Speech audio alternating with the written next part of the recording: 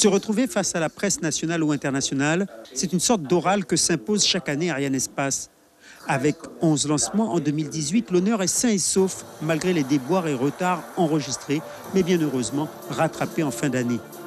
2019 s'annonce aussi dense avec 12 lancements. Il y a en 2019 la possibilité de faire 5 Ariane 5, 4 Vega et 3 Soyouz. Ça nous mène à 12 opportunités. Nous espérons être le plus proche possible de cet objectif. Quand on regarde ce que nous avons fait depuis 2014, nous avons fait chaque année 11 lancements et une année 12 lancements. Donc je pense qu'en 2019, nous resterons dans cet ordre de grandeur. L'événement de 2019 devrait être le vol inaugural de Vega C. La nouvelle version du petit lanceur italien sera plus puissante et pourra emporter des satellites plus gros. Nous préparons l'arrivée des nouveaux lanceurs au centre spatial guyanais. Il y aura d'abord Vega C puis Ariane 6.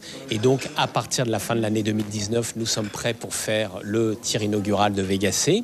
Là aussi, nous verrons si tous les paramètres permettent de le faire, mais c'est effectivement ce que nous préparons. Et donc, ça sera un événement très important d'avoir le premier tir d'un nouveau lanceur Vega C. Vega C devrait grignoter sur l'activité de Soyouz. Le lanceur russe ne survivra que si les contrats institutionnels se multiplient. Ariane 5 et Soyouz devraient s'arrêter en 2023 au plus tard. Arianespace compte à ce jour 54 contrats de lancement dans son carnet de commandes. Une activité de 4 ans en Guyane. Mais selon Stéphane Israël, rien n'est acquis. Nous sommes dans un moment où il y a beaucoup de compétition, où le marché est faible et donc nous avons besoin de nous organiser tous ensemble pour faire face à ce contexte. Nous avons besoin d'un engagement très fort des États européens et les choses progressent dans ce sens.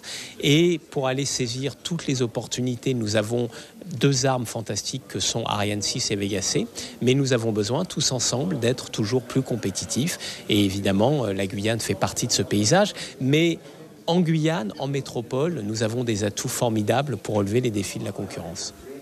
L'équilibre de l'activité spatiale en Europe est précaire. Chaque succès paraît vital. Le premier lancement 2019 est prévu le 3 février avec Ariane, suivi le 19 février d'un lanceur Soyouz. Suivez l'info sur Guyana Première, télé, radio et Internet.